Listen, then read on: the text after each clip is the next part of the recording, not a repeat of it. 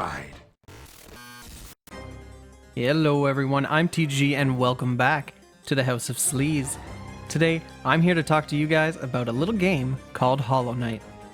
Now, many of you have probably heard about this game, many of you have probably played this game, but I'm just gonna safely assume that not all of you have completed it, for one very important reason. This game is the most frustrating fucking thing ever created by man. And here I was thinking I was such hot shit because I beat Sekiro on New Game Plus 7 without the Crow's Charm, ringing the bell, all that good shit. Well, it turns out I'm a little fucking baby bitch because I've probably died more times in Hollow Knight than any other game combined. And at first I was like, why? Why would they create such a fucking torture device? It's like I'm a goddamn prisoner at Guantanamo Bay. But then I slowly started to realize, wait a second, I'm actually learning. I'm doing better each time. And there's one simple reason for this. The boss battles in this game fucking rock.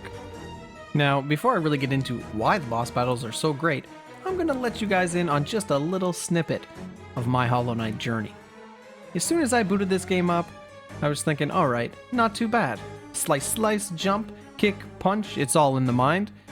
And I was having a pretty good time. Me and my little bug companion started off with just a pocket full of dreams, and we were gonna save the world. So I took on the first couple bosses and I thought, you know what? No fucking problem. And then I ran into Hornet. Okay, so you got me. This is what we call a skill check. No big deal. I'll get you next time. Okay, so you got me again. That's fair, I'm learning. You're like a mid-level boss, we can do this. Okay, you got me again. Whatever, no big deal, I'm shutting off the game. It's not because I'm frustrated, it's because I'm tired. Alright, round 2, bitch. Down I go again. Yeah, it's great. Again? Okay. Now, it was about at this time where I thought, maybe this game isn't for kids. It might be cutesy poo, but we got an actual game here, and I'm gonna have to, buckle the fuck down. So I started to pay attention during the Hornet Fight, and I noticed each time I did just a little bit better. And why was that? It's because I realized every enemy in this game attacks in a pattern. Now, that in itself is not too out there when it comes to platformers like this.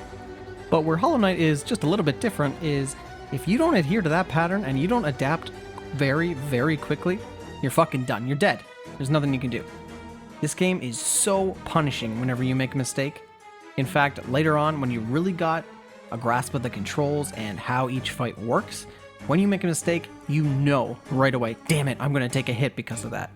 So really, what I'm saying is the game is difficult, yes, but not for the same reason a lot of people think. It's not cheap in any way. Whenever you take a hit, it's your fault. It's because you fucked up. And either you're going to learn from that mistake, or you're just going to smash your controller into pieces and try again. Now, what really makes this system work is the game itself teaches you how to play as you play it. And I know what you're thinking, well, it's a fucking game, isn't that what it's supposed to do? Well, take a look at a lot of modern games, and you have an entire level that's basically just a tutorial, or God forbid, a picture of a controller on the screen telling you what every button does. The problem with the former is it makes you feel like a fucking idiot, like the game designers think you're a little baby. Yes, I know holding right on the control stick makes me move right. I have, believe it or not, held a controller before. And often they leave out key systems in the game that you need to know in order to succeed later on. One example of this that I can think of just off the top of my head is the tutorial for Dead by Daylight. That game doesn't even tell you that you have the ability to run. It tells you how to walk, but if you're not running in game, you're fucking done. So what's the goddamn point? And I know what you're thinking, well, of course you can run in a game. Yes, but you actually need to tell the player how to do it. Now, on the complete other end of the spectrum, we get a picture of a controller with a description of what each button does. Well, that's great if I have a photographic memory. If not, I'm going to be checking that screen quite a bit. So, Hollow Knight doesn't do any of that shit. It throws you in, gives you a few basic commands, and you're good to go. The first enemies you encounter, you gotta slash them. The next ones, maybe you have to jump attack them. But basically, you're learning as you play what you have to do. If you guys have ever seen Egoraptor's video on Mega Man X, you know exactly what I'm talking about. Now, going even further, this is basically what the boss battles in Hollow Knight do. Each one has a very, very simple pattern, and all you have to do is learn that pattern and attack accordingly. Now, if you're not paying attention, you're gonna get fucked up. That's just the way it is. But each and every hit you take, you know it's because you did not adhere to the pattern of your enemy. Now, the way I'm explaining it, it seems like, okay, well, then wouldn't this game be easy? It's almost like a rhythm game. Well, not quite. Although the patterns are simplistic, there is a major difference between knowing the pattern and being able to adapt to the pattern. The most perfect example of this in-game is the battle with the Mantis Lords. You start off just fighting one. He has his pattern, you dodge, you attack. You're doing pretty damn well. Well, as soon as you beat him, two more jump into the fray. And oh dear, now you're dealing with the same pattern on both sides. Finish that off, and guess what? You're going against all three. So what it does is it stacks more and more difficulty on, and although it's the same pattern, you gotta be on your motherfucking toes, or you're brown bread. So when it comes to a system like this, I think the biggest takeaway is whenever you defeat an enemy under these circumstances, you feel an overwhelming sense of accomplishment. You feel like you did it.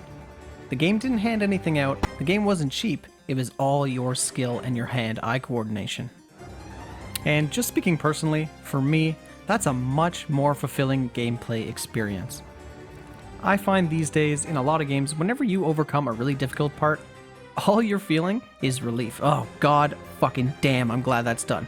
Because now I don't have to fucking do it anymore. I'm looking at you, Galarians. And don't get me wrong, there are some situations in Hollow Knight where I did react like that. Some of the boss battles were just a little too frustrating. But at the end of the day, overall, I really think they hit the nail on the head when it came to the combat system. Now, as silly as it sounds, by the end of it all, I came out with it thinking, you know what? I'm a fucking better gamer. And you know, whether that's true or not, I don't know. But what I do know is at the end of the day, it was one hell of a ride. So in conclusion, not to do a review or anything of the game, but it's been around for quite a while now, and if you haven't played it, I suggest you pick it up. There'll be laughs, there'll be tears, but I think you're gonna have some fun. So if you like this video and you want to see more, don't forget to like, comment, and subscribe. Check me out on Instagram and Twitter to keep up to date for all your TG needs. And as always, I'm TG. If you like what you saw, you know what to do. If not, meh. Keep it sleazy.